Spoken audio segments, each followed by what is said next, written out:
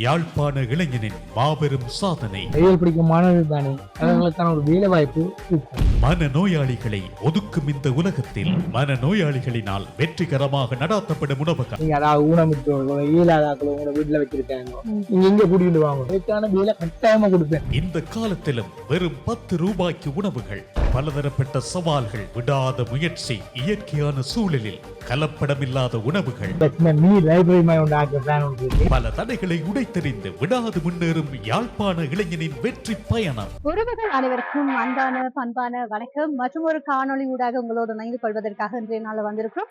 குறிப்பாக நான் அங்க இருக்கேன்னு சொல்லி எல்லாருமே எதிர்பார்ப்பீங்க. இன்றைய நாள்ல நாங்கள் தெல்லிப்பளை நாயக உணவகத்துல தான் இருக்கிறோம். இங்க அப்படி என்ன இருக்குன்னு பாத்தீங்களா, எல்லாருக்குமே தெரியும் இலங்கையினுடைய பொருளாதாரம் அந்த அளவு வந்து ஒவ்வொரு பொருட்களை வாங்குறதாலுமே வந்து அவ்வளவு காசு கொடுத்து வாங்கணும். அதாவது சாப்பாட்டு பொருட்களை நெருப்பு விலையில விற்கிற காலகட்டத்துல வந்து இன்றைய நாள்ல இந்த கடையில பாத்தீங்களா 10 ரூபாயில வந்து குறைந்த ஒரு பெருமதியில வந்து வயிறு நிரம்ப சாப்பாடு கொடுக்குறாங்க. அது என்ன அப்படி அவங்களால எப்படி அதை கட்டுப்படுத்த முடியும், அதை வந்து எப்படி கொடுக்குறாங்க என்பது தொடர்பாக தான் இந்த காணொலி வந்து உங்களுக்காக அமையப்பெற போகின்றது. குறிப்பா இந்த இடம் எங்கன்னு பாத்தீங்களா தெல்லிப்பளை இடம் தான். தெல்லிப்பளையில நாயக உணவகம். இந்த இடத்துக்கு தான் நாங்கள் இன்றைய நாள்ல வந்திருக்கோம். என்ன மாதிரி ஸ்பெஷல் வந்து இங்க வந்து பார்க்கும்போது ஒரு உணவகம் மாதிரி எங்களுக்கு தெரியல. இயற்கை வளம் பொருந்தி ஒரு அழகான இடம், ரொம்ப குளிர்மையா இருக்கு. வெளியில பாத்தீங்கன்னா ரொம்ப பக்தி, ஆனா இங்க வந்த இடமே இன்னைக்கு அவ்வளவு வந்து குளிர்ச்சியா இருக்குது. இந்த காணொலி உங்களுக்கு சிறப்பாக இருக்குமே நாங்க நம்புறோம். வாங்க காணொலிக்குள்ள போகலாம். இப்படி இருக்கும்போது வேற பெரிய சில விஷயங்கள் நாங்க கேட்கணும். இந்த எண்ணப்பாடு அவருக்கு ஏன் உதித்தது, நிறைய விஷயங்கள் இருக்கிற பட்சத்துல உணவகத்தை அமைச்சு நாங்க இந்த விஷயத்தை வழங்கணும், அந்த எண்ணப்பாடு ஏன் உதித்தது என்பதோட நிறைய விஷயங்கள் நாங்க கேட்டு அறிய வேண்டிய ஒரு கடப்பாடு என்று சொல்லலாம். குறிப்பாக இங்க பாத்தீங்களா படிக்கிற மாணவர்களுக்கு வேலை வாய்ப்பு வழங்கணும் என்ற ஒரு எண்ணப்பாடுல இவர் இந்த உணவகத்தையே வந்து ஆரம்பித்திருக்கார். எனவே இவரை பற்றி நான் சில விஷயங்களை கேட்க தயாராக இருக்கேன். வணக்கம் அண்ணா, சொல்லுங்க உங்களை பற்றி நீங்க சில விஷயம் எங்களோட பகிர்ந்து கொள்ளுங்க. விட உங்களுக்கு தெரிஞ்சிருக்கு, தெரிந்த தமிழ் பேசுற மக்கள் எப்பவுமே ஒரு அடைக்கப்பட்ட சூழ்நிலையில இருந்தா இன்று வரையும் வாழ்ந்து கொண்டிருக்கு. இருந்து விடுபட்டு இயற்கை சுவாசத்தோட ஒரு வாழ போகணும் என்ற நோக்கத்துல உருவாக்கப்படுது. அதாவது நாங்க வெளியில இருந்து பார்க்கும்போது இயற்கை நிறைய சூழ்ந்த இடமா இருக்கிறது எங்களுக்கு ஒரு ஆசை வருது. இதை வந்து ஒரு உணவகம் மாதிரி எங்களுக்கு தெரியல, ஒரு பூஞ்சோலை மாதிரி இருக்கிறது. இந்த இடத்துல வந்து சாப்பிடும் போது, அது இரவு நேரத்துல சாப்பிடும் போது ஒரு தனி சந்தோஷத்தை வந்து கொடுக்கும். ஏன் இந்த இடத்த வந்து நீங்க தெரிவு செய்வீங்க, என்ன காரணத்துக்காக இந்த இடத்த வந்து தெரிவு செய்வீங்க? இந்த இருந்து வந்து சாப்பிட ஒரு ஃப்ரீடமான உணவு வரும். அதுல இருந்து அதாவது ஒன்றும் சூழல்ல இருந்து பாக்க அதாவது அடியாள மனசுல இருந்து பிரச்சனைகள் கிடைக்கப்படும்.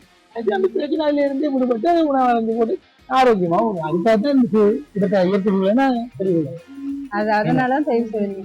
அவர் ஆசிரியராக இருந்துட்டு இந்த உணவகத்தை, இந்த உணவகம் அமைத்து நாங்கள் இந்த விஷயத்த வந்து வழங்கணும் ஒரு எண்ணப்படம் உங்களுக்கு ஏனுண்டானது. நாங்க தமிழ் பேசுற மக்கள் ஆரோக்கியமா வாழவும், பலகாலம் வாழவும், அதான் இந்த அதை விட இந்த ஏழு பிடிக்கும் மாணவர்கள் தானே அவர்களுக்கான ஒரு வேலை வாய்ப்பு கொடுக்கணும். அதான் மெயின். ரெண்டுமே நடந்து வந்திருக்கு.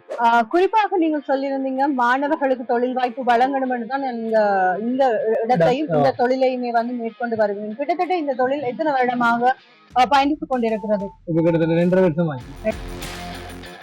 அழகான ஒரு மாலை பொழுது காற்றோட்டமான இந்த அழகான சூழ்நிலையில வந்து சூப்பரான சாப்பாட்டை நீங்க சாப்பிடணும். உங்களோட அன்பான உபசரிப்புல வந்து எந்தவித கலப்படமும் இல்லாத சூப்பரான சாப்பாட்டை நீங்க சாப்பிடணும் அப்படின்னு சொன்னா கண்டிப்பா இங்க வரலாம், வந்து சாப்பிட்டு பாருங்க.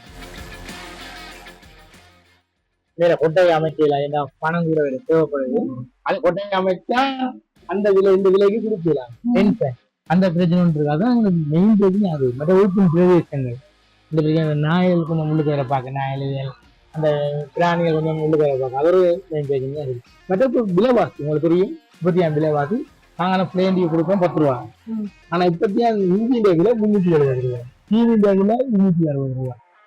ஸ்பெஷல் என்னன்னு சொல்லி பார்த்தீங்கன்னு சொன்னால் எங்களோட கண்ணுக்கு முன்னாலே உடனுடன் கேக்கு சமைச்சு தராங்க. அதனால் வந்து எந்தவித டவுட்டுமே இல்லை, இது பழைய சாப்பாடாக இருக்குமா அப்படின்னு சொல்லிட்டு. அதாவது இங்க வந்து 10 ரூபாய்க்கு தான் உணவு வந்து வழங்கப்படுகிறது. குறிப்பிட்டு 10 ரூபாய்க்கு எந்த கடையிலுமே வந்து உணவின் விலை வந்து ஆரம்பமாகல. ஆனா இந்த கடையில 10 ரூபாய்க்கு வந்து ஆரம்பமாகிறது வந்து பெரிய ஒரு விஷயம். சரி, இப்படி இருக்கின்ற போது நீங்க இந்த தொழில வந்து நிறைய பிரச்சனைகளை வந்து முகம் கொடுத்திருக்கிறீங்க. அதான் மெதுவாக இதுல வைக்க கொஞ்சம் கொஞ்சமா, அதாவது என்ன தகர கொட்டில ஆக்குறது உங்களுக்கு தெரியும் கிடையாது. ஆனா இதைத்தான் விரும்பினோம். இந்த கிழக்கு மேலால மெதுவான ஒரு தகர கொட்டையை அமைக்கிற ஒரு ஐடியா. மழைக்காக மழை நேரம் மட்டும்தான், வெயில் நேரத்துல தகரத்தை கலட்டிங்க. ஆனா உண்மையான விஷயம் இது ஒரு வித்தியாசமான ஒரு லொகேஷனா இருக்கு. நாங்க எங்கேயுமே இப்படியான ஒரு லொகேஷனை வந்து பாக்குறது வந்து அருது. ஆனா இயற்கையான ஒரு விஷயத்த பார்த்துட்டு அது சூழல இருந்து சாப்பிடும் போது அது ஒரு மன மகிழ்ச்சியை வந்து கொடுக்கும். உங்களுக்கு யார் இந்த தொழிலுக்காக முதலீடு பண்ணினாங்க? இது முதலீடு இல்ல, இது போய்க்காது. நான் முதலீடு இல்லை. இது எங்க நான் கழிவு பொருள் உங்களுக்கு தெரியுங்களா, எல்லாமே கழிவு பொருட்கள்ல வச்சு செய்யப்பட பொருள். இந்த விதமான முதலீடு இல்லை. எந்த முதலீடு அதுக்காக நான் லட்சக்கணக்காக போட்டு கொஞ்சம் கொஞ்சம் அந்த கொரோனா பீரியட்ல கொஞ்சம் கொஞ்சம் மரத்தை வச்சு தண்ணி ஊற்றினேன். பழைய லைட் பழைய லைட்ல எடுத்தேன் தேடினேன். அதுக்கு ஆக முதலீடு சொல்லுவேன். அந்த பெருமிதத்தை பாருங்க. உங்களோட வீட்டையும் ஊனமுற்றாக்கள் இல்லை மனநிலை பாதிக்கப்பட்டாக்கள் யாருமே இருந்தால் கொண்டு வந்து விடுங்க, நானே ட்ரெயின் பண்ணி வேலை கொடுக்குறேன் அப்படின்னு சொல்றேன். கட்டாயமா தெரியும் உங்களுக்கு. அதாவது யுத்தத்தால பாதிக்கப்பட்ட ஆக்களுக்கு தானே அவையே அங்கீவினப்படும். அதை விட என்ன சொல்றேன்டா, அந்த குடில் இருக்கிற ஆக்களுக்கு தானே ஏழாக்கள், அந்த அப்பிட்டானாக்கள் ஏற்கனவே மீள் அதாவது வாழவணும் அவைக்கு தான் மெயினா கொடுக்குறது. தம்பி ஆடுகள் அதாகி மெயினா எந்த கொள்கைன்னு நான் கொடுக்குறோம். ஆனால் ஒரு ரூபா கூடியும் சம்பளமா கொடுக்க ஒரு ரூபா கூடியும் தேவையில்லாம செலவாகும். அதான் இந்த மெயின் கருத்து இந்த இது. அப்படியான யாரு இருந்தாலும் வேலை வாங்க முடியும். நீங்க ஒரு ஆசிரியர் வந்து உணவகம் அமைத்து தான் தொழில் வழங்கணும், வேற ஒரு தொழில தெரிவு செய்யாததுக்கு என்ன காரணம்? மெயின் என்ன நாங்க இருந்தாலும் உங்களோட ஆரோக்கியமா இருந்தா தான் நாங்க வேற அடுத்த ஸ்டெப்பை போகலாம். அடுத்த என்ன தொழில் எல்லாம் செய்யணும். ஆரோக்கியத்துக்கு உணவகம் தான் மெயின். அதுக்குதான் மெயின் உணவகத்துக்கு. சரி, அதாவது உணவு என்பது ரொம்ப அவசியமான விஷயம். எனவே அதை நாங்கள் சரிவர கொடுத்தால் நிறைவா இருக்குமென்னு நாங்க நினைச்சு நீங்க அதை ஆரம்பிச்சிருக்கிறீங்க. பல கோடிகள் போட்டு தான் ஒரு முதலை போட்டு தொழில் செய்யணும்னு சொல்லி எல்லாரும் யோசிச்சு கொண்டு கேட்க தன்னிட்ட இருந்த முதலை வச்சு ஒரு சாதாரணமாக துவங்கி இன்றைக்கு மக்கள் மனதில் இடத்தை பிடிச்சு பெரிய பெரிய ஏசி ரெஸ்டாரண்ட்டை விட இதில் போனால் நல்லா இருக்கும், சுவாத்தியமாக இருக்கும்னு சொல்லி மக்கள் வார அளவுக்கு வித்தியாசமாக யோசிச்சு தான் இந்த அண்ணாண்ட ஒரு வெற்றிக்கு காரணம் என்று சொல்லலாம்.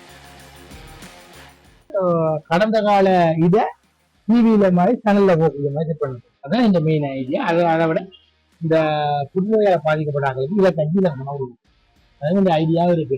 ரெண்டையும் கல்வியோட சமூகத்தொண்டையும் செய்யணும், கல்வியும் வளர வேணும், ஆரோக்கியமாவும் இருக்கும். கொண்டு வரும். உங்களுடைய எண்ணப்பால ஒரு சிலதான் இருப்பீங்க. வாழ்த்துக்கள். வேற எங்க கிளைகள் இது, அதாவது இந்த உணவகம் சம்பந்தமான வேற கிளைகள் ஆரம்பிப்பதற்கான ஐடியா இருக்கு? அந்த ஐடியா இல்லை. அது அந்த ஐடியா தான் உழைப்புக்காக வந்துருக்கு. நான் உழைப்புக்காக இந்த கணக்கு அதான் என்ன எனக்கு யூஸ் பண்ணுவோம். அதான் இந்த மெயின். அப்படி வேணா 2-3 கிலோமீட்டர் போக மாட்டேங்குது. அது வேணும், அது லாபத்துக்கு அது வேணும். எனக்கு இதுல இருந்தாலும் என்ன இருந்தாலும் கஸ்டமருக்கு நீட்டா போகும். அதான் மெயின். சரி, அதாவது நீங்க வெளிநாடு போகணும்னு நீங்க நினைக்கல, எல்லாருமே வெளிநாடு போகணும்னு நினைக்கும் போது நீங்க வெளிநாடு போகணும்னு நினைக்காத காரணம் என்ன? வெளிநாடு அடிமைத்தொழில், இந்த அடிமைத்தொழில் இந்திய கணக்க வேலை இருக்கு. அத தந்த ஆட்களுக்கு ஏற்ற மாதிரி தெரிவு செய்யற யாரோ அவங்க ஆட்களுக்கு யாரு எந்த ஆட்களுக்கு ஏற்ற மாதிரி தொழில தெரிவு செய்யறாங்க முன்னாடி ஸ்ரீலங்கால இருந்து வடிவ வளர்க்கலாம். களவு பொய் இல்லாம இருந்தா நீங்க இங்க இருந்தா இப்ப எல்லாருமே வெளிநாட்டுக்கு ஓடுறாங்க, ஏதோ எல்லாம் பண்ணியும் போடுறாங்க. இவங்களுக்கு நீங்க என்ன சொல்ல வாரீங்க இளைஞர்களுக்கு? வெளிநாட்டுக்கு போய் உங்களோட பயாது உங்களோட நோய் துன்பங்கள் எல்லாம் ஏற்பட்டு இங்க வரைக்கும் உங்களோட லைஃப் இறக்குற வயது வந்துடும். அதாவது இங்க இருங்கோ, உங்களுக்கு ஏற்ற தொழிலை தெரிவு செய்யுங்க, தொழிலை விட தெரிவு செய்யுங்க. அதுக்கு உழையுங்கோ, உங்களோட குடும்பங்களோட ஒரு வடிவா இருங்க. இது நாங்க வாழ போடுற காலம் கொஞ்ச காலம். நீங்க அரவாசி அங்க எழுத்துக்கு வந்தா இங்க அரவாசி 3 வழியா போயிடுங்க. நீங்க உங்களோட தொழிலை வடிவா தெரிவு செய்யுங்க, நீங்க முன்னேற்றம் முடியும். சரி, நன்றி. அதாவது நிறைய விடயங்களை பகிர்ந்து கொள்றீங்க. உங்களுடைய அடுத்த கட்ட நகர்வு வந்து சிறப்பான முறையில அமையணும் வந்து நாங்களுமே வாழ்த்துறோம். அனைத்துமே சிறப்பா அமையும். உங்களுடைய முயற்சி இருந்தால் எல்லாமே சிறப்பா அமையும். வாழ்த்துக்கள். நன்றி. எங்களுக்காக இன்னொன்று சொல்லணும் உங்களுக்கு, நீங்க அதாவது ஊனமிட்டவர்களோ இயலாதாக்களோ உங்களோட வீட்டுல வச்சிருக்காங்க, நீங்க எங்க கூட்டிட்டு வாங்க. நான் வேலை உங்க அவைக்கான வேலை ஒதுக்காங்க. உங்களோட கிராமத்துல எங்க இருந்தாலும் சொல்லுங்க, இங்க கூட்டிட்டு வாங்க. நான் அவைக்கான வேலை கட்டாயமா கொடுப்பேன். வேலைக்கிட்ட ஊதியமும் கட்டாயம் கொடுப்பேன். அது இந்த வீட்டுல வச்சிருக்க வேணும், அவையும் எங்களை மாதிரி வாழ வேணும். அதான் மெயின். ஒருக்க வந்து பாருங்க, எங்களை கடையை நேரம் பெருசா சொல்ல. நன்றி. சரி, அதாவது வந்து அவங்களுடைய இந்த உரிமையாளர் சொல்லும் போதே சொல்லியிருந்தாரு, இந்த ஏழு படிக்கக்கூடிய மாணவர்களுக்கு தான் வேலை வழங்கணும் என்ற நோக்கத்துலதான் இந்த கடையை வந்து நிறுவினா அதான் மெயின் நோக்கம்னு சொல்லியிருக்காரு. இங்க ஒரு தம்பி வந்து அப்படி அழகா பூரி எல்லாம் சேர்த்திருக்காரு. பார்க்கும்போது நைட் இருந்தாலும் பார்க்கும்போது எனக்கு சாப்பிடணும் போல இருக்கு, ஆனா தருவாரான்னு தெரியல. வணக்கம் தம்பி. வணக்கம். வணக்கம். என்ன செய்றீங்க நீங்க? பூரி போடுறீங்க. சரி, வாழ்க்கையில் என்ன பண்ணிட்டு இருக்கிறீங்க? என்ன படிச்சுட்டு இருக்கிறீங்க? என்ன பாடம் செய்றீங்க? இந்த தலைமுறை இளைஞர்களை உள்வாங்கி ஒரு டீம் ஒர்க்ன்னு சொல்லுவாங்க. அப்படி ஒரு கூட்டு முயற்சியில வந்து சூப்பரா பண்ணி கொண்டிருக்கிறாங்க. உண்மையிலே அவங்க கூட அந்த வேலைக்காரர்கள் அப்படின்னு சொல்லி இல்லாம, ஒரு குடும்பத்தின் உறுப்பினர்கள், ஒரு குடும்பமா சேர்ந்தா எப்படி அந்த பிசினஸ ரன் பண்ணுவாங்களோ, அதே மாரி ஒரு குடும்பமா வந்து இந்த இளைஞர்கள் எல்லாம் இந்த அண்ணாவோட சேர்ந்து செய்றது ஒரு வரவேற்கத்தக்க வேண்டிய ஒரு விஷயம். ஒரு நாளுக்கு அப்ப என்ன நீங்க இப்ப எல்லாருமே உங்களோட வயசுல எல்லாம் வெளியில போகணும்னு நினைப்பாங்க. ஆனா இங்க வந்து சமையல் செய்றீங்க. அது எப்படி? அது எல்லாரும் ஆசைப்படலாம். வசதி வாய்ப்புகள் அதுக்கேற்ற மாதிரி இருக்கும். அதனால வந்து செய்றீங்க அப்படித்தானே? உங்களுடைய முதலாளி உங்களுக்கு ஒத்துழைப்பு வழங்குறாரா? ஓ அப்ப உங்களுக்கு ஏதாவது வெளியில போகணும்னு சொன்னா நான் லீவு தருவாரா? ஓ அதுக்கு கட்டாயம் குறிக்கோளுக்கு முக்கியத்துவம் கொடுத்து வேலை செய்திருக்கிறேன். அப்படியா? சரி, உண்மையிலுமே வாழ்த்துக்கள். பூரியில இப்ப எத்தனை நாள் சுடலாம் பழகினீங்க? பூரி நான் ஃபர்ஸ்ட் டைம் இருக்கா போட்டு பழகினா அப்புறம் அதனால எல்லாம் போட பழகி போட பழகிட்டீங்க. சரி, அழகா கஸ்டமர் எல்லாம் கவனிச்சிட்டு இருக்கிறீங்க. உண்மையிலுமே வாழ்த்துக்கள். இந்த மாதிரி நல்லா அழகா எல்லாருக்கும் சாப்பாடு செய்து கொடுங்க. சரியா? நன்றி. சரி, அதாவது வந்து இப்ப நம்ம முன்னாடி வந்து இந்த கடையில இருக்கக்கூடிய சில சாப்பாடை வந்து வாங்கி வச்சுக்கோ. சாப்பாடுன்னு சொன்னாலே நான் முன்னுக்கு நிப்பேன். அது என்னுடைய ஒரு பாலிசி. சரி, ஒரு யூஸும் மேங்கோ யூஸும் அதுக்கப்புறமா பூரி, அதுக்கப்புறமா இது என்ன மிளகா பஜ்ஜி எப்படி இருக்குன்னு சொல்லி நான் டேஸ்ட் பண்ணி பார்த்துட்டு சொல்றேன். சரி, ஃபர்ஸ்ட் கொஞ்சம் மிளகா பஜ்ஜியை சாப்பிட்டு பார்க்கலாம். நல்ல உழைப்பா இருக்கு, நல்லா இருக்கு. வேற லெவல். அதாவது நீங்க கொஞ்சம் டொமேட்டோ சோஸ் ஆட் பண்ணி சாப்பிட்டீங்களா தான் இன்னும் டேஸ்டா இருக்கும் நான் நினைக்கிறேன். பட் நான் ஆட் பண்ணி சாப்பிடல. நல்லா இருக்கு, நீங்களும் சாப்பிடலாம். அதே மாதிரி இந்த பூரியுமே வந்து முறுமுறுன்னு இருக்கு. ஆனா அதுக்கு எங்களுக்கு இன்னும் இதை வைக்கல, என்ன சொல்றது, அதுக்கு சம்பளையும் கிழங்கு தொட்டு சாப்பிடணும்னு சொன்னாங்க. நான் அவங்க கடையில ரொம்ப பிஸியா இருக்காங்க. அதனால இவங்க இவ்வளவுதான் என்ன உங்களுக்கு தந்திருக்காங்க. பாப்பா பூரி நான் தனியா சாப்பிட்டு பார்க்க கூட எப்படி இருக்குன்னு சொல்லி.